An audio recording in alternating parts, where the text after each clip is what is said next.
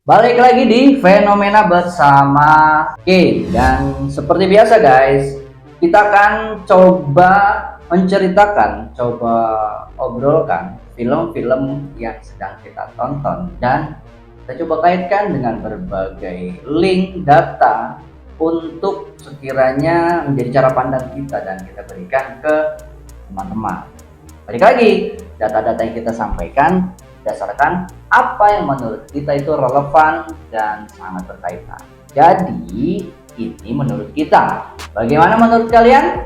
Silakan komen di video kita di bawah ini. Dan jangan lupa like dan subscribe. Biar teman-teman dapetin film apa yang sedang kita tonton dan sedang kita ceritakan.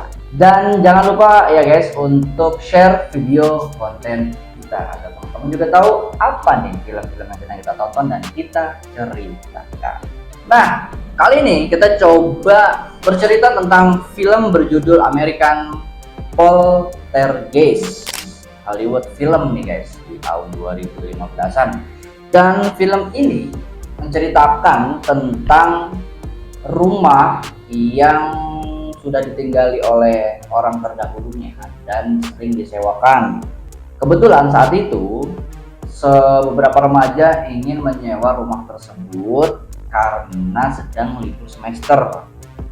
Setelah anak-anak remaja ini menyewa, situ ternyata ada kejadian tragis yang ternyata si anak-anak ini belum tahu. Tetapi salah satu diantaranya adalah yang milik rumah tersebut atau anak si pemilik rumah tersebut yang sudah lama banget tidak datang lah ya.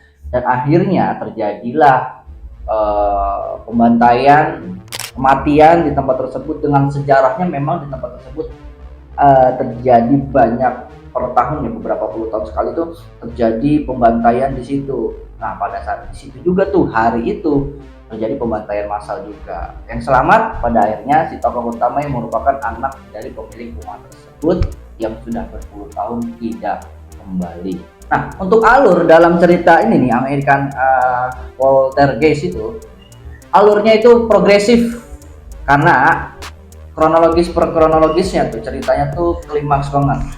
Dimulai dari tokoh utama dengan teman-temannya di satu rumah, kemudian cerita atau tragis peristiwanya di rumah tersebut dengan endingnya si tokoh tersebut memang kehilangan teman-temannya dan dia yang pada akhirnya masih selamat. Fakta menariknya dalam film ini adalah adanya pengusiran roh ataupun setan kepada si tokoh Diana, si pemilik rumah angker tersebut. Ceritanya sih lucu juga karena tokoh utamanya nih ya sekumpulan bisa dikatakan tuh mahasiswa lah ya yang kuliah di satu tempat dan sedang pergi ke tempat lain, yaitu kota di sebuah tempat di negara yang berbeda yang ada di film tersebut. Dan mereka tuh dengan karakter yang berbeda. Tokoh si Tarin sendiri, tokoh utamanya itu memang agak feminin, dewasa dan agak berbeda jalan pikirnya. Dia itu tokohnya agak analitik ya, menganalisa. Kemudian ada tokoh di sini sentral banget itu tokoh yang bisa dikatakan agamawan banget.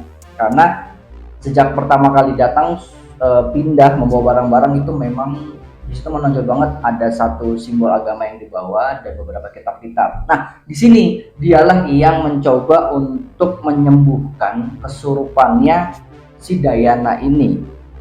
Dan menariknya tokoh ini sebenarnya bukan ataupun yang mengobati kesurupan ini bukan ahlinya, hanya tokoh remaja yang mungkin ya mengenal agama atau tahu agama dan disuruh oleh tokoh Tarin ini untuk menyembuhkan.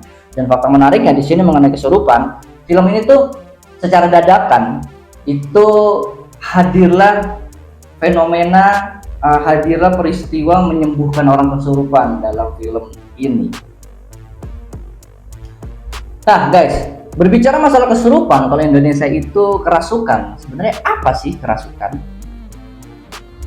Nah, di sini di Wikipedia coba cari bahwa kerasukan atau kesurupan adalah keadaan kesadaran yang tidak biasa atau berubah dan perubahan perilaku terkait yang konon disebabkan oleh pengendalian tubuh manusia oleh roh, hantu, setan, ataupun dewa.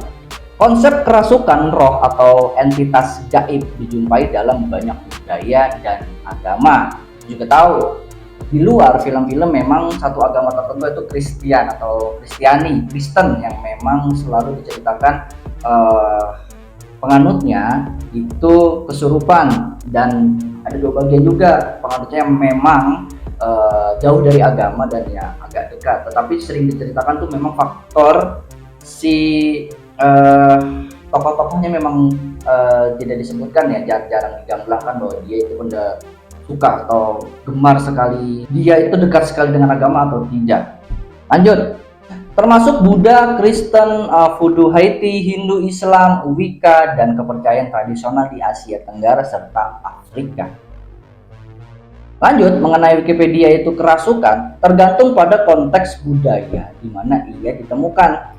Kerasukan dapat berupa sukarela atau tidak sukarela dan dapat dianggap memiliki efek menguntungkan atau merugikan pada individu yang mengalaminya. Terkait budaya di kita sendiri, budaya kerasukan kan memang ada yang memang dipanggil ya untuk mengetahui satu hal. Kemudian budaya di luar juga kebanyakan, apalagi di film itu akibat dampak sosial. Nah, seperti di film ini nih, American Poltergeist ini, untuk si kerasukan sendiri itu begitu saja ada di dalam tubuhnya Diana. Dan kalau di kita kebanyakan sih memang yang terlihat sering terjadi yaitu kesurupan massal lah ya di sini, apalagi di sekolah-sekolah beberapa info kemarin banyak juga tuh kasus-kasus kesurupan massal.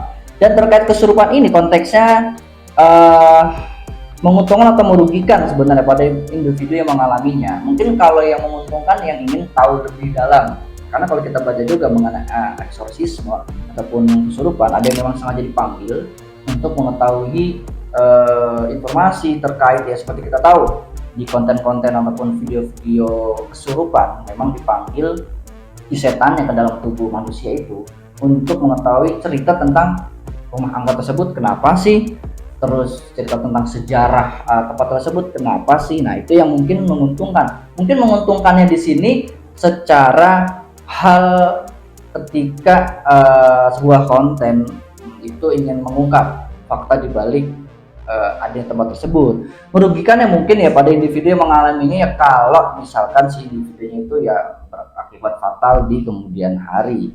Jelas real, kita juga sering lihat bahwa di Indonesia yang terjadi kerasukan masyal di sekolah-sekolah. Ternyata di luar dari film yang memang kerasukan satu tempat mengenai bisa dikatakan di sini individu, di luar individu, di Indonesia tuh secara bergerombol. Kalau kita lebih ingin tahu lagi apa sih penyebab kerasukan itu, di sini ataupun informasi di Indonesia sendiri ya, kita juga sering banget dengar cerita tentang kerasukan massal. Dan kalau kita cari tahu ada beberapa sih ataupun yang terbaru, apa aja sih kerasukan massal yang ada di Indonesia? Coba kita cari tahu. Di sini dari lifestyle.okezone.com bahwasannya Indonesia korban kebanyakan kerasukan adalah perempuan ataupun 7 kasus kesurupan massal di Indonesia. Pertama, itu ada kasus kesurupan massal di Geprek Bensu, Cikarang. Rabu 24 Juli 2019 lalu, secara mendadak beberapa karyawan ayam geprek Bensu milik Robin Ons Cikarang kesurupan. Video kesurupan mereka tersebar di media sosial dan menjadi pembicaraan banyak orang. Lanjut, nomor 2, belasan pelajar SMKN 4 Jogja kesurupan saat MOS pada Rabu 24 Juli 2019 lalu. Sedikitnya 15 murid SMK Negeri 4 Yogyakarta mengalami kesurupan di sekolah. Saat peristiwa terjadi, para murid tengah mengikuti pelatihan peleton inti atau tonti dalam rangkaian masa orientasi siswa atau MOS baru. Nomor 3, yaitu kesurupan massal karyawan Probolinggo. Pada Jumat 26 April 2019, puluhan karyawan UD Sandang Jaya di Jalan Anggrek, Kelurahan Sukabumi, Kecamatan Mayangan, Kota Probolinggo, Jawa Timur, mengalami kesurupan massal. Kesurupan massal tersebut terjadi yang ketiga kalinya di dalam gudang perusahaan garmen itu. Yang keempat, yaitu kesurupan massal di SMPN 1 Mojokerto. Di SMPN 1 Kota Mojokerto terjadi kesurupan massal pada Selasa 26 Maret 2019 lalu. Ada sekitar 20 siswa yang mengalami kesurupan dan mayoritas yang kesurupan merupakan siswa perempuan. Kesurupan massal terjadi pukul 10 waktu Indonesia bagian Barat. Saat itu siswa kelas 7 sedang belajar, sedangkan siswa kelas 9 baru menyelesaikan ujian sekolah mata pelajaran matematika. Lanjut, nomor 5 ada kesurupan massal siswa SMP di Sikta, NTT. Banyak 14 pelajar SMPK Supra Talibura, Desa Talibura, Kecamatan Talibura, Kabupaten Sika, NTT, mendadak kesurupan saat mengikuti pelajaran di kelas. Nomor 6 ada kesurupan massal siswi SMPN 1 Buntok, Kalimantan Tengah. Pada Senin 13/9/2018 atau 13 September 2018, sebanyak 28 siswi sekolah menengah pertama negeri SMPN 1 Buntok, Kecamatan Dusun Selatan, Kabupaten Barito Selatan, Kalimantan Tengah mengalami kesurupan massal. Dan yang terakhir yaitu kesurupan massal di pabrik garmen Kabupaten Semarang.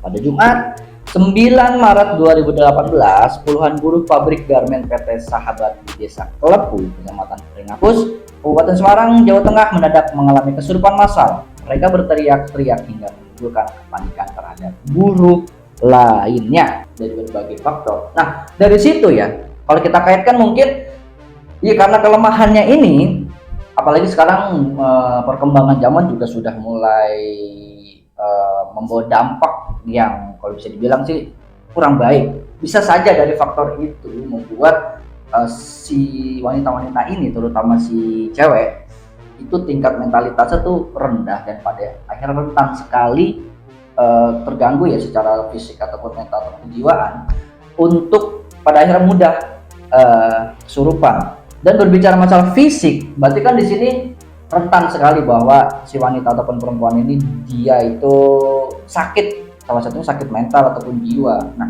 sejarahnya kan kita juga tahu sampai sekarang pun lewat konten-konten media banyak di daerah Jawa orang-orang yang dipasung, orang-orang yang dianggap ODGJ, orang-orang yang dianggap itu sakit jiwa yang kemudian dikurung, diikat, yang pada akhirnya sih sebenarnya bukan kesalahan orang tuanya.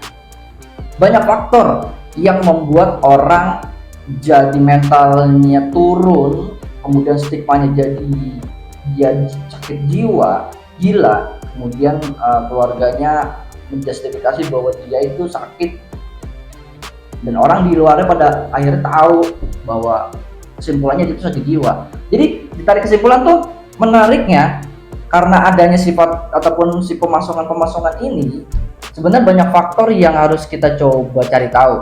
Karena pertama, kalau kondisi sosial ekonomi yang mempengaruhi satu keluarga yang pada akhirnya bingung, mau makan susah, mau cari apa-apa susah, akhirnya dia bingung, akhirnya tubuhnya sendiri buat makan telat, buat makan juga kekurangan, akhirnya sel dalam darah dan beberapa jaringan itu lemah, kemudian mengakibatkan setiap individu itu mengalami gangguan. Karena itu faktor pertama yang bisa kita juga tahu. Pada akhirnya banyak orang yang gangguan fisik, gangguan mental. Kata kasarnya gini, banyak orang yang sakit stroke, apalagi lambung, dikarenakan memang kurangnya makan. Kurangnya makan karena apa? Karena kondisi sosial. Kondisi sosial karena apa? Karena individunya.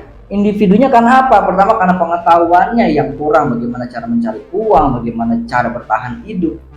Kenapa mereka tidak tahu? Karena faktor lingkungannya. Kenapa tidak mengedukasi? Balik lagi, kenapa faktor lingkungannya? Ya karena memang di atasnya lagi. Nah, berarti kan di sini bisa dikatakan faktor sosial yang memang jika kita kaitkan itu memang besar banget efeknya buat individu-individu yang hadir di masyarakat dalam subkategori kecil tuh si perempuan ini.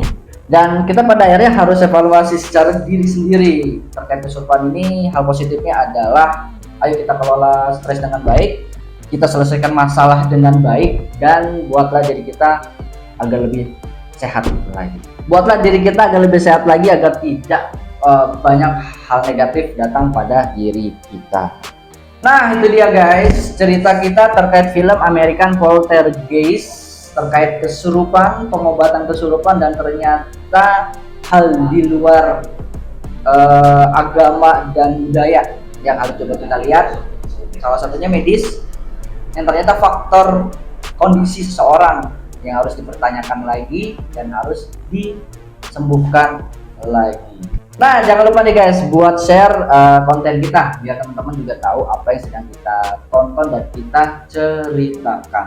Dan itu aja cerita yang bisa kita sampaikan kali ini. Ditunggu cerita-cerita kita berikutnya di Fenomena. Salam sejahtera untuk ente dan Ani.